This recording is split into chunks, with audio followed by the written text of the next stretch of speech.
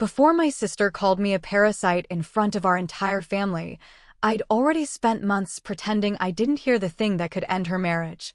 My name is Jenna, I'm 34, and lately I feel like a houseplant someone forgot to water, still standing, technically alive, but slowly curling in on myself, brittle in places I didn't even know could break. I live in my cousin Darren's basement now, a space that smells like old gym socks and reheated regret, with one tiny window that lets in more shadows than sun. I used to have a job, a relationship, even a plan, but they all sort of fell apart at once, like a shelf that looked sturdy until you put something important on it and watched it collapse anyway. That Saturday was my mother's birthday, 62, wine drunk by 6, hugging everyone twice and calling me her sensitive one, which wasn't a compliment. The whole family showed up like they always do, loud, critical, overdressed, pretending they still like each other, while secretly tallying who's aged worst. I sat at the corner of the dining room table, the kind with the wobble that no one ever fixes, surrounded by the white noise of cutlery and generational disappointment, trying to make my second glass of wine last until dessert so no one would ask me anything real. Mallory made her entrance like always late, immaculate, smelling like a department store and subtle cruelty. She wore that cream blouse she knows looks expensive and holds court like she's auditioning for a role she already has. Her husband followed like furniture, barely speaking, while their kids disappeared upstairs with iPads and that restless energy of children who've never been told no. Mallory hugged me hello with that one-arm lean she does when she doesn't want to touch me too much, called me Jen like we were close, and then floated away, already scanning the room for better conversation. We used to be close, or at least I thought we were, until I learned what Mallory thinks closeness means: proximity without responsibility, warmth without weight. She likes people the way she likes mirrors, polished, flattering, quiet when she talks. Growing up, I used to copy her, thinking maybe if I wore what she wore or laughed the way she did, I'd stop feeling like a shadow in my own life. But she always made it clear I was the awkward one, the sensitive one, the girl who cried too easily and dreamed too loud. The moment she said it, everything around me slowed, like sound underwater, like a dream tipping into nightmare. She's just a parasite who lives off others, she said, smiling, her voice pitched high enough for the table to hear, like she was describing a punchline rather than a person. And they laughed. They laughed the way people do when cruelty hides inside charm, the way people laugh when they're grateful the joke isn't on them. I didn't say anything. I didn't move. I just sat there, holding my plastic cup like it was the only thing tethering me to the room. No one asked if I was okay or even looked at me really. Not my mother, who just scared and kept eating, or my uncle, who nodded along. Not even my cousin Marlene, who knows exactly what it feels like to be the family disappointment, but still chooses safety over solidarity every time. I stared at the condensation sliding down my cup and thought about all the versions of myself I've tried to be, just to be taken seriously, the good one, the helpful one, the one who never asked for anything, and still, somehow, I was always too much. What Mallory didn't know, what no one in that room knew, was that 2 weeks earlier, I'd accidentally overheard something in her house I wasn't supposed to. Her voice, low and intimate, not talking to her husband, but to someone else. A man who wasn't supposed to want her. A man who asked, very clearly, "When will you leave him for me?" I hadn't meant to record it. I'd just been fumbling with my phone, trying to stop shaking, and somehow my thumb hit the red circle. I didn't plan to use it. But that was before she called me a parasite. I didn't look at her when I stood up. I just smiled into my wine, slow and small, and excused myself to the bathroom. In the hallway mirror, my face looked pale and still and stranger-like, but something inside me, something old and raw and finally fed up, had started to stretch. I didn't feel brave. I didn't feel powerful. I just felt done. And sometimes, that's more dangerous than anything else. If this story already feels like something you've lived through, or something you've never been able to say out loud, leave a comment. Your voice matters here. Don't forget to like, share with someone who needs to hear it, and subscribe for the next chapter. We tell the stories most people bury. It happened on a Tuesday, the kind where the sky forgets how to be anything but gray. I'd come home early, shoes soaked, mood flat, heart heavy from yet another rejection that I didn't want to explain. I used the side door, dropped my bag by the radiator, and moved quietly through Mallory's house, hoping to grab tea and disappear before she returned. But then I heard her voice, low and deliberate, floating up from the vent near the stairwell. She wasn't talking to me. She wasn't even aware of me. And something in the way she spoke stopped everything else. She sounded too careful, the way you sound when you're telling the truth to someone you shouldn't be. "You know I can't just leave," she said, soft, almost sweet. "He pays for everything. I'd lose the house, the boys, everything." I froze, still halfway down the hallway. Then came a man's voice, one I didn't recognize. "I'm not asking for all that. I'm asking when you'll leave him for me." My chest went tight. My fingers went cold. I didn't plan to record it. But my phone was already in my hand, and instinct moved before I could think. I tapped record with my thumb and held still, like my own heartbeat might give me away. Mallory giggled, not the sharp, performative laugh she used in public, but something quieter, softer. "You always push," she whispered, and it felt like I was standing inside someone else's marriage, like I'd been dropped into a room where nothing I knew was real. The conversation went on, plans, excuses, tension smoothed over with promises. I didn't move. I didn't blink. I just recorded it all, pulse ticking behind my ears like a warning I couldn't yet understand. That night, I sat on the guest bed with my knees drawn up, the room dark except for the glow of my screen. I played the recording back 3 times, each time feeling like I was peeling off a layer of skin I hadn't agreed to lose. Her voice didn't shake. She didn't hesitate. And that man, whoever he was, didn't sound like someone new. He sounded like someone used to being kept secret. I saved the file under a name that wouldn't draw attention. Then I turned off the phone and stared at the ceiling until morning arrived unwanted. In the days that followed, I couldn't unhear it. I couldn't make eye contact with her husband without feeling like I was carrying something on my back that he should have already known. Mallory moved around the house like she always did, smooth, precise, always in control. But I saw the shift now, how her phone never left her side, how she checked it during dinner, how she flinched when her husband touched her arm and smiled too fast to cover it. I watched her with the kind of quiet that grows when you've seen something you can't return. She had routines for everything: morning smoothies, afternoon errands, 30-minute runs that never left her breathless. I started noticing how often she left around the same time, always dressed slightly better than she needed to be, always coming back flushed but composed. I didn't ask questions. I didn't try to trap her. I just kept listening, watching, learning her rhythms like someone preparing for a test they never meant to take. The house wasn't colder, exactly, but something in it felt different now, hollow in places where it used to feel whole. I didn't tell anyone what I heard. Not Darren. Not Mom. Not even Yasmin, who would have begged to hear the recording twice. I couldn't explain it, not yet. It wasn't fear, it was timing. Some truths feel like fruit that has to rot just enough before it falls. And besides, Mallory had always been the golden one, the one who made chaos look curated. I wasn't ready to be the girl who exposed her. I wasn't even sure I wanted to. But I listened to the audio every night, just to remind myself that I hadn't imagined it. By Saturday, the party was in motion.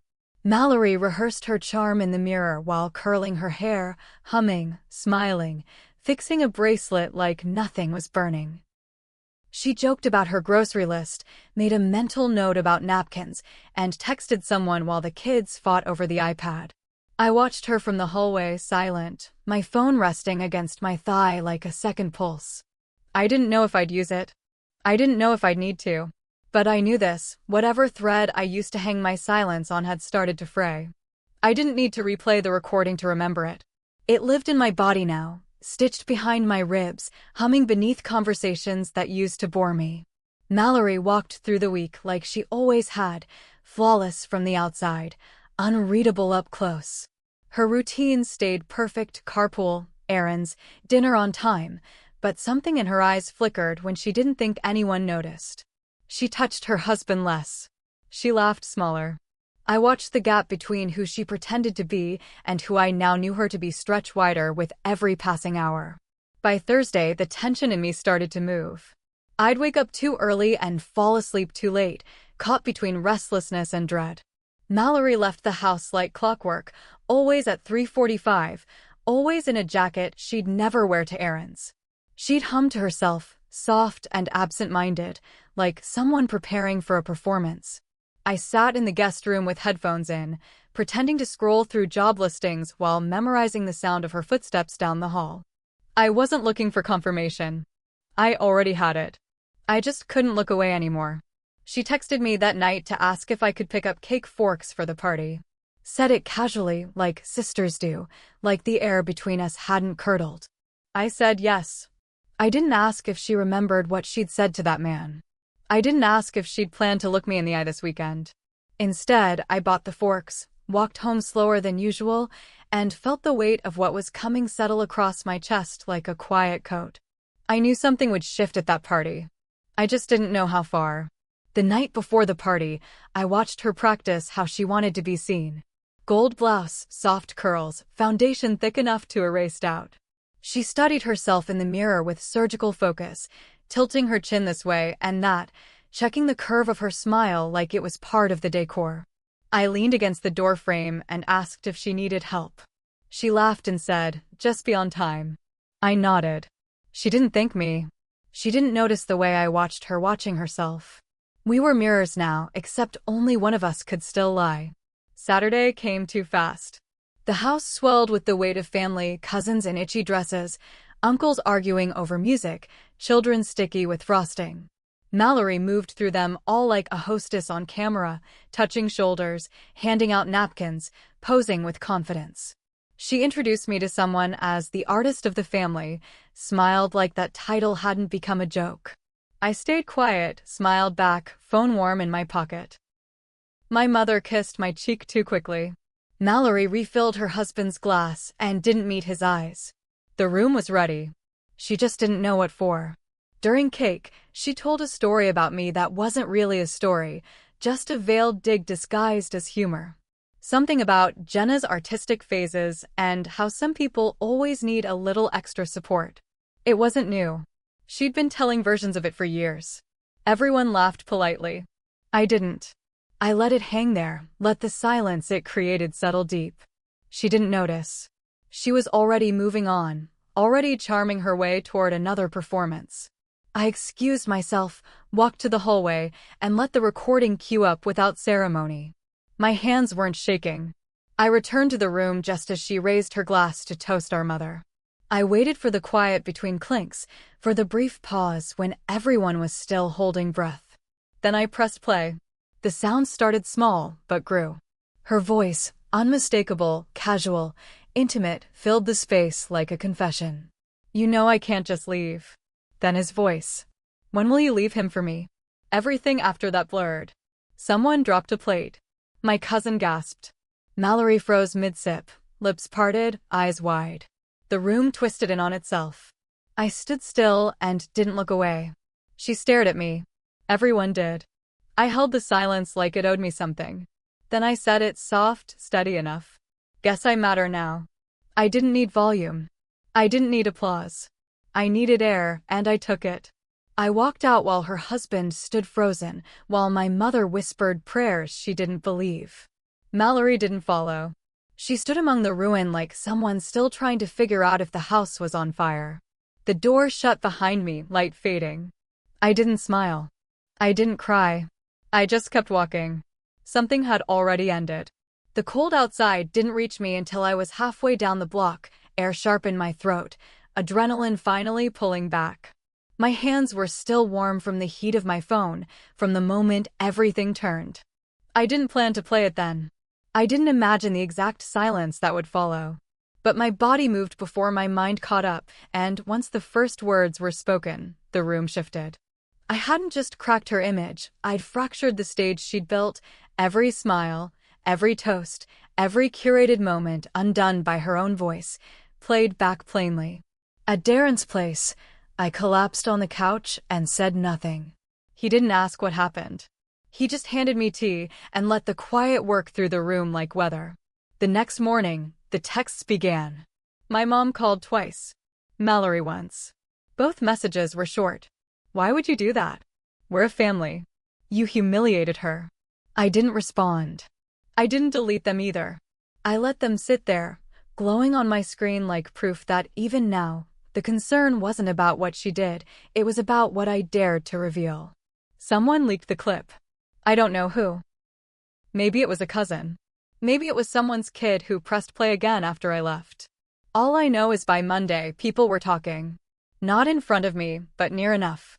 Mallory didn't show up to her weekly brunch group. Her husband didn't return her public handholding. Rumors spread, not as fire, but as steam, quiet, warm, unmistakable. A week later, I heard she stepped back from her PTA role. The committee wanted less disruption. Her image, always so clean, now had cracks even she couldn't fill. The part one didn't expect was the silence that followed. She didn't call again. She didn't show up at my door with a speech or a tearful apology. I waited, not because I hoped, but because some part of me wanted to know what she'd do with the pieces. But nothing came. No message. No explanation. Just distance. Her kids stopped calling me Auntie Jen. Her husband nodded once when we passed in the store. That was it. The machine she built kept moving, minus a few parts, minus me. I didn't chase after any of it. My mother finally asked to meet. We sat in the cafe across from her church, warm tea between us, her voice quieter than usual. You didn't have to do it like that, she said. There's ways to protect your dignity without destroying hers. I didn't answer. She stirred her cup with trembling hands. I just don't want to lose you both. I let her talk, because what she wanted wasn't peace, it was order. But what I wanted couldn't fit back into that system. The truth didn't break us. The pretending did. I paid my tab and left first. I started working the next week at a local bookshop, the kind that smells like coffee and paper, where time feels slower, softer. The routine helped. Shelves to restock. Customers to greet. Books to alphabetize. It was small, but it was mine. Some afternoons, I'd watch the sun catch the glass front and think about how long I let myself be edited out of my own story. I wasn't looking for a reset. I was just trying to remember how it felt to breathe without bracing. I stopped checking Mallory's socials. I stopped imagining a confrontation that would never come. Some people said I was brave. Others said I was cruel. Both felt wrong. I didn't set out to hurt her. I didn't want applause. I wanted my silence back. The kind that doesn't ache. The kind that doesn't echo. I didn't plan the moment, but I don't regret it. She was never going to stop pretending. And I was never going to disappear quietly. The recording was just a flashlight in a room already broken. Everything that happened after was already waiting to happen. I just stopped standing in the way of it. The fallout wasn't dramatic. That's what surprised me. No screaming. No online war. Just absence. Her number stays saved in my phone, not because I expect anything, but because erasing her doesn't make it untrue. We were sisters. We aren't now. And maybe we never really were in the way I wanted. But even that, even letting go of the dream of her, feels lighter than holding the lie. I still go quiet sometimes. Still feel small. But it passes. And for the first time in years, the quiet isn't hers. It's mine. I didn't return home right away. The days stretched thin, made of quiet mornings and longer evenings. I walked more. Ate less. Slept like someone halfway between dreaming and remembering. I wasn't haunted, but I wasn't free either. What happened at the party didn't leave me glowing with power or shaking from regret. It just left me still. In the stillness, I heard my own thoughts again, the soft ones I'd pushed down to survive being near her, the ones that told me I was allowed to feel angry, allowed to protect my space, allowed to matter without her permission. Darren offered me his couch as long as I needed it. He didn't ask questions. Didn't press for details. Just made space. I took the job at the bookstore, not because I had to, but because I wanted to be surrounded by quiet voices, by stories that didn't ask me to carry anyone else's shame. The woman who hired me said I had a steady way about me. I smiled at that. Each morning I opened the shutters, brewed coffee, and listened to the bell above the door. Each customer was a reminder that life, however small, still moves. Word spread, but slowly. My cousin sent a vague "thinking of you" text. An old neighbor messaged me a link to a blog post about surviving sibling betrayal. Mallory didn't reach out again. Her husband moved into a condo across town. He didn't look bitter when I saw him, just tired. Tired like someone trying to stitch a new life out of pieces he didn't ask to hold. The kids stopped calling. I didn't chase them. When I passed them once at the store, they looked down. He gave me a nod that held both understanding and restraint. I nodded back. I heard Mallory lost her place on the school board. Something about community trust. Nothing dramatic. Just enough to shift her image from polished to questionable. The kind of change that doesn't come with scandal, but with side eyes. She stayed out of sight. Friends told me she'd taken up hot yoga and wine tastings. Rebuilding, they called it. I didn't comment. I wasn't angry anymore. But I wasn't sorry either. She built a version of herself that couldn't hold the truth. It cracked the moment real light touched it. I just happened to be the one holding the flashlight. My mother came around, eventually. She called one evening while I was shelving poetry. Said she missed me. Said she didn't know how to talk about what happened. I told her she didn't need to explain. She cried, quiet and short, then asked if I'd visit next Sunday. I said yes. Not for Mallory. For her. For me. Because there's a difference between boundaries and walls. And maybe I still wanted to be part of something that wasn't broken, even if it looked smaller now. Even if it never included my sister the way I used to dream it would. Healing wasn't loud. It didn't arrive all at once. It came in small shifts, a full night's sleep, a walk in the sun, laughing at something dumb on my phone. I stopped carrying the recording. Deleted it one night after work. I didn't need the proof anymore. I had the memory, the clarity, the line I finally drew in the sand. I didn't hate her. But I loved myself more. And maybe that's what healing really is, choosing to stop bleeding over people who'd never notice you were cut in the first place. People still talk. Some think I exposed her for attention. Some think I protected her too long. Both are wrong. I just told the truth, finally, in a room where truth had always been dressed in smiles. And even now, I don't regret it. I regret waiting as long as I did. I regret the years I let myself shrink so she could shine uninterrupted. But I don't regret the moment I let go of being invisible. It didn't make me heroic. It just made me honest. And that's a kind of freedom I never knew I needed. The world didn't clap. It didn't crumble. It just kept turning. But this time, I'm not spinning with it like a forgotten thread. I wake up and know my name fits in my own mouth again. I walk through each day lighter, even when it's hard. And when I think about everything that happened, I don't feel rage. I feel space. Space where silence used to be. Space where her shadow used to reach. And in that space, finally, I exist, steady, small, but fully seen.